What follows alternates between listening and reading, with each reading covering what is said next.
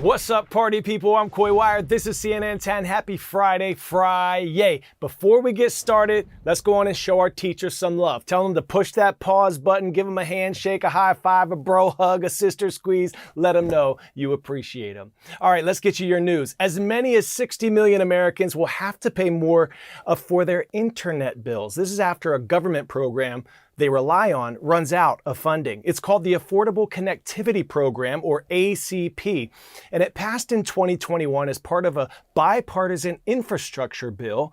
Low-income Americans could apply to the ACP and receive up to $30 per month to help pay for the internet.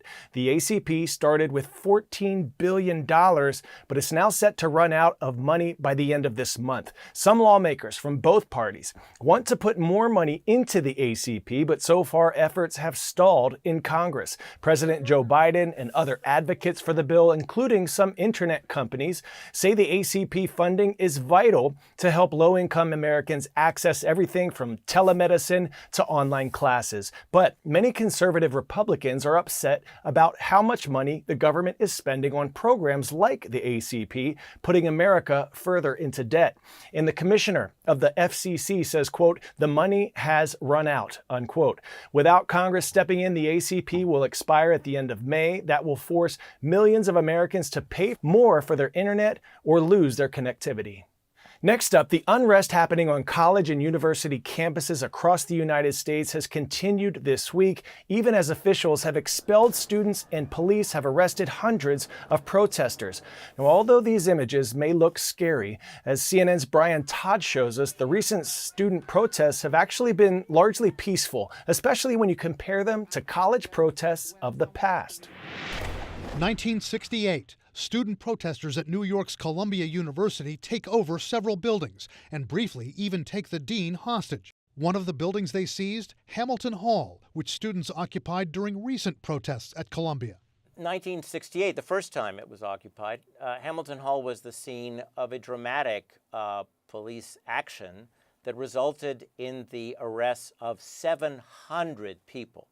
Those protests against the Vietnam War had been taking place for years on college campuses across America and would continue for a few more years, from Columbia to Cal Berkeley to Kent State. In 1969, student protesters at Harvard took over and occupied University Hall, marching school officials out of the building. The primary difference between then and now, the scale of the violence. While skirmishes have broken out at UCLA and some other campuses during the current demonstrations, these protests have been, for the most part, peaceful.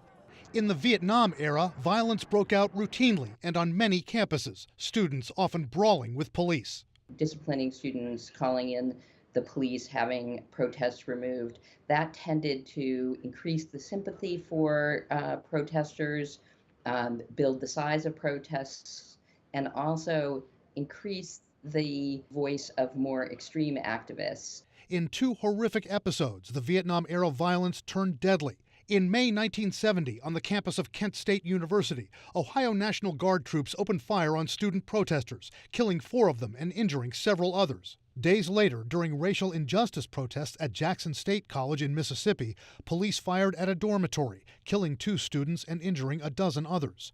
Possibly a closer comparison to what's going on now took place in the 1980s, when students across America protested against apartheid in South Africa. They called on schools to divest themselves from companies and groups that supported the apartheid regime in South Africa, much like students are now calling on colleges to divest themselves from Israeli-linked companies. Another dynamic that hasn't changed across these eras of protest?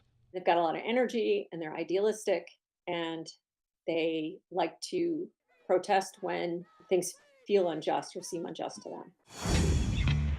10-second trivia. What is the collective name for single-celled microscopic organisms that live in the soil, water, and animals? Bacteria, blood, DNA, or virus? Answer is bacteria. The number of bacteria, did you know, that you have in your mouth is more than the total number of humans on Earth. That is wild. All right, is there a sustainable alternative for fashion? Maybe fabrics with 0% animal or plastic? Is that even possible? Well, actually it is. The London-based biotech company, Modern Synthesis, has developed a way to create low-impact textiles using bacteria. Yes, you heard that right, bacteria. But to create raw materials using this process at a mass scale like the fashion industry would need, it will be costly. Just how much is the question? Take a look. Strong, lightweight, and versatile. But this material isn't like anything you know. It's been created with bacteria. Biotechnology startup Modern Synthesis is learning from and collaborating with living organisms to make brand new low-impact textiles. Bacteria are really amazing. Sometimes they can be harmful, but most of the time they're really beneficial. We use bacteria to make sourdough bread, cheese, yogurt. We can work with bacteria to make even more exciting new products. The aim? To create sustainable alternatives to traditional fabrics and help curb emissions and pollution associated with the fashion industry. Key to the company's process is cellulose, a type of fibre with a higher strength-to-weight ratio. It's known as nature's building block. It makes up materials like cotton, wood, and bamboo. It all starts here, with a bacteria invisible to the human eye.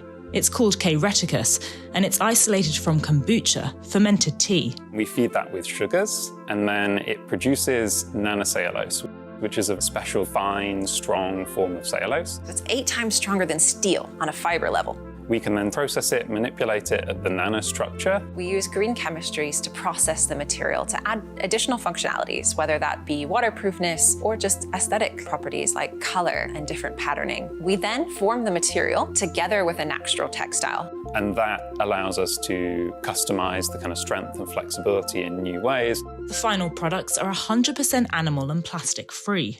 But to create products on a mass scale, like the fashion industry is used to, is costly. In the long run, I'm confident that we can create materials that can sit at the same price points as those that we use today, and to use existing equipment from the textile industry and the food industry so that we don't have to build everything from scratch. Modern Synthesis is part of a growing number of companies in the next generation material space, producing new textiles from raw materials such as mushroom mycelium, algae, or bacteria. For the first time, we're able to offer the aesthetic and the performance of the materials that we use every day, but without the plastic and without the animal. And I can't stress how hard that is.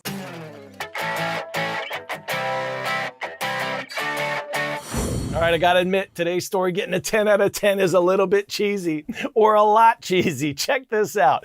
24/7 cheese vending machines. This cashless wonder is stocked with an assortment of cheeses with names like Intergalactic, Tree Hug, and Field Day. But it's not just a cheese dispenser, it's also complete with crackers, jams, and even charcuterie.